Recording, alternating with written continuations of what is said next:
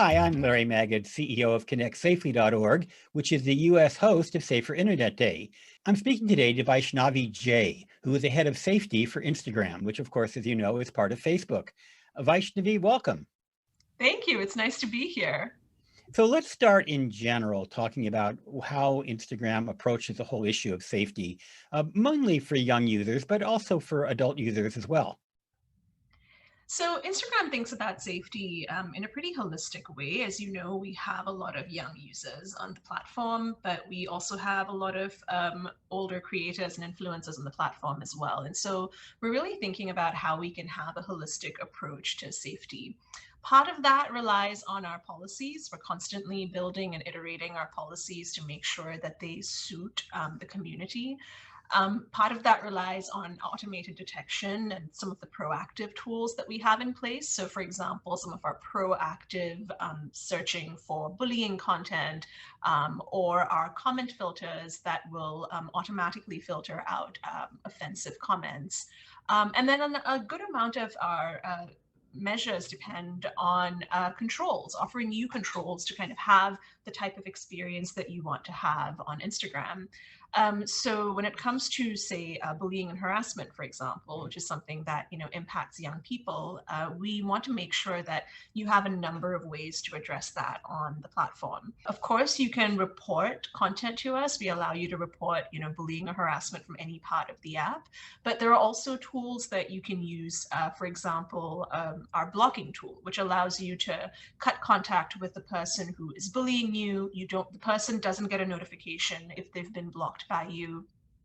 We also offer you the option to do something which a community member described as a soft block, and I quite Mhm. like that term, which is the restrict tool that we rolled out a while back. The restrict tool is a really discreet and nuanced way for you to control your experience with someone while still being able to keep an eye on them and what they're doing on the platform. So if, let's say, if I restricted you, Larry, I hope I never do, but if I were to restrict you, if you were to leave a comment on an Instagram post of mine, that comment would only be visible to you until I approved the comment to be visible to everyone. You wouldn't be able to see when I'm online. If you sent me a direct message, you wouldn't know if I've read it. And so it's a way to maintain a relationship with a person, but not necessarily be subject to something that they might say Well, publicly. on that end, although I would never harass or bully you, it's quite possible I might post things that just bore you, that I'm over.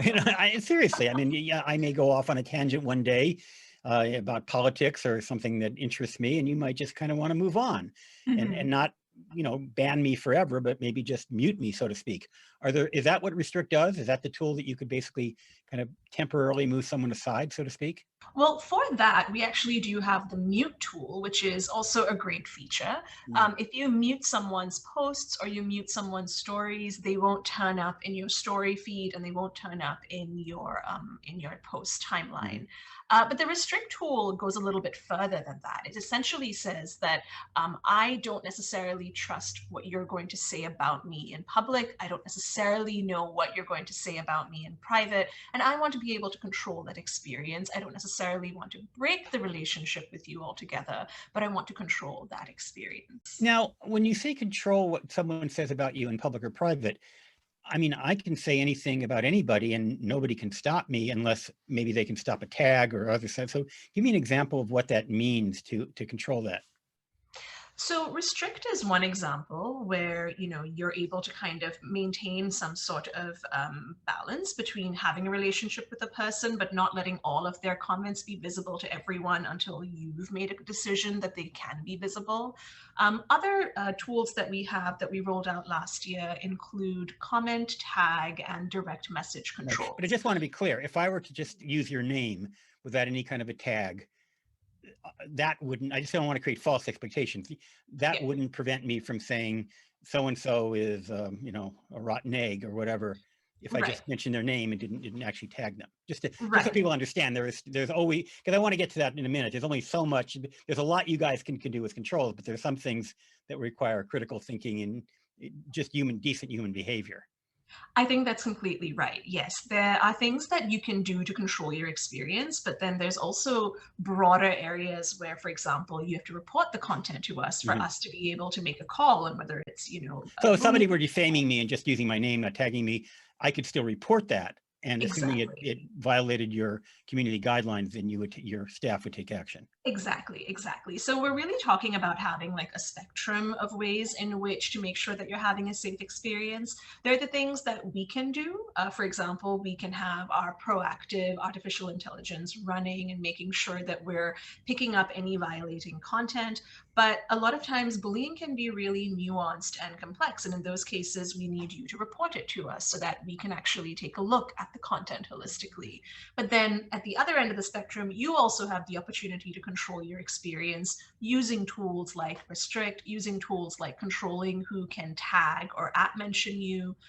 Last year, we also rolled out the ability for you to control who can send you a direct message. So now you can say, I only want people whom I follow to be able to send me a direct message. So there's really like a spectrum of remediations in Now, place. Instagram allows for both public and private accounts. So talk a little bit about the difference between the two, what anyone can do, what teens can and should do to make sure that they're not exposing their information beyond the group of people that they ought to be exposing it to and interacting more too broadly. Yeah, so there are really good reasons to have public accounts and to have private accounts.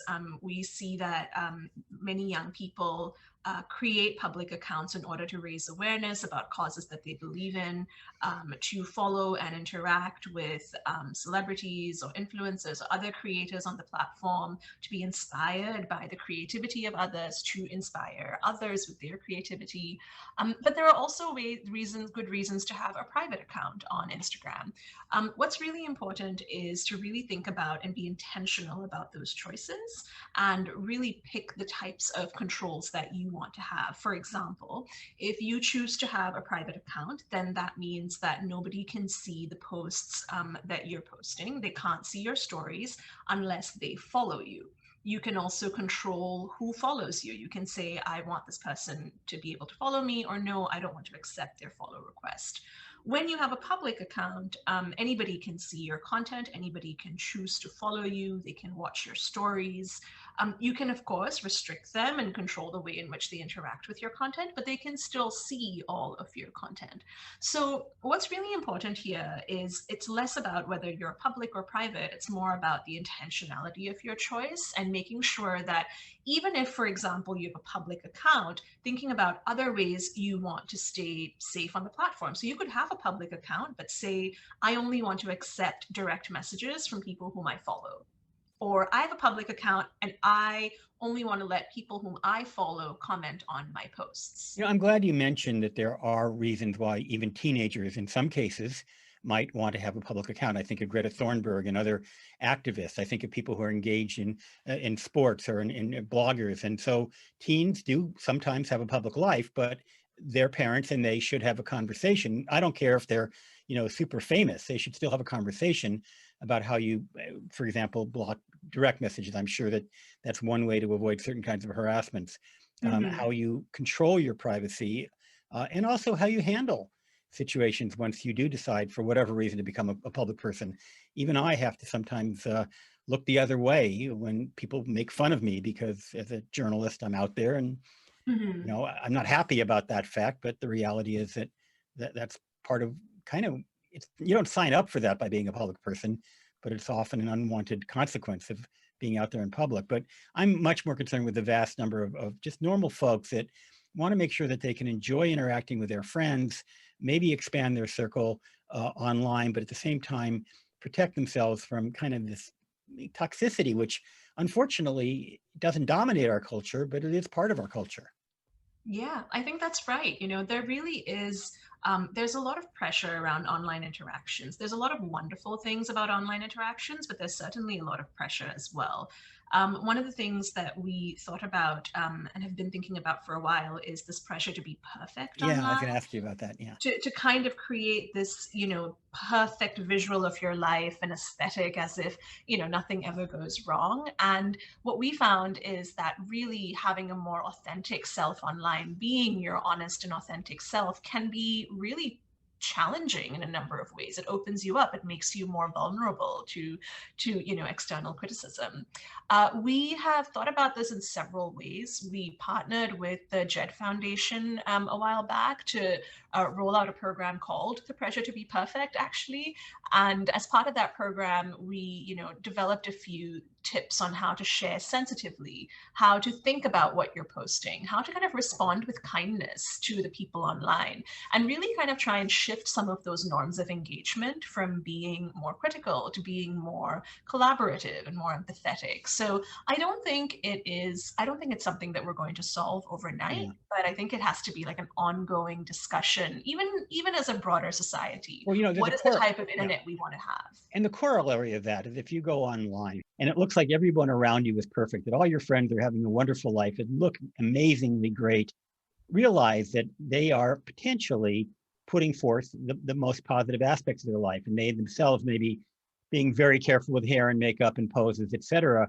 And it's Mhm. really important that we not all judge ourselves against the perfect, the appearance of perfect people, because trust me, even the most famous and glamorous and beautiful people, when you see them wake up in the morning, not that I do, but without their makeup, without their hair, without their wardrobe, they may not look as perfect as they do when you see them. And that is increasingly true with online influencers as well. Mhm. I will also say the other thing that I've seen that's really interesting to me is to see sort of this growing understanding that like authenticity is really important and actually really treasured.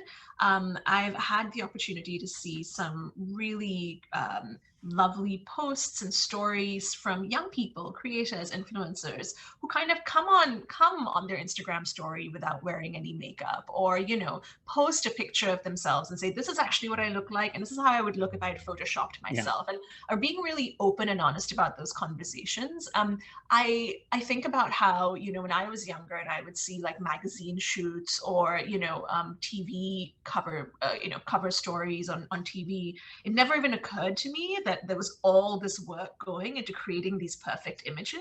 Yeah. So to see young people talking about this so openly on platforms like Instagram is really, really And nice. also another part of that too is that we come in different shapes, sizes, colors, and Mhm. to see beautiful people, and I don't mean beautiful in a customary sense, but people who may be bigger than your average person, or different Mhm. skin tone than people that you're comfortable with, or have different kinds of accents, and to realize that every one of those people, regardless, has their own beauty, and Mhm. to get that across through both social media and increasingly, I would like to see mainstream media as well.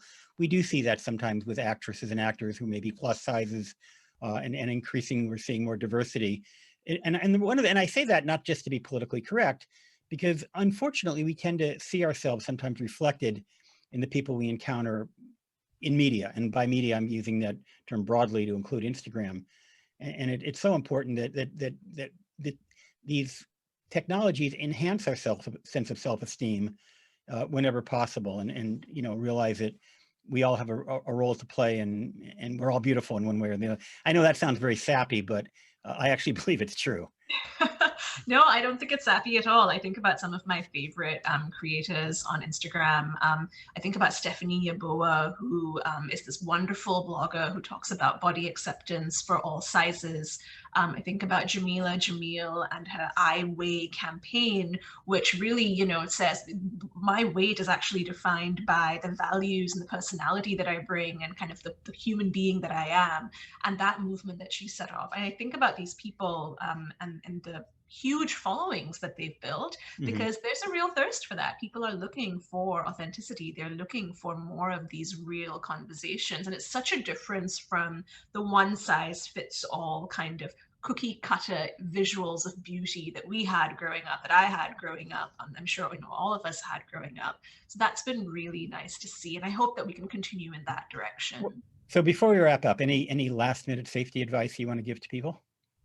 My broader piece of advice would be to really think about your experience online. There's many ways to have really positive, healthy experiences, but just be really intentional and think about your settings. Think about who you're interacting with, how you're interacting with them. These are real people behind screens, and just kind of remembering that in your interactions, I think, is my big tip. Vaishnavi, the lead safety person for Instagram, thank you very much. Thank you.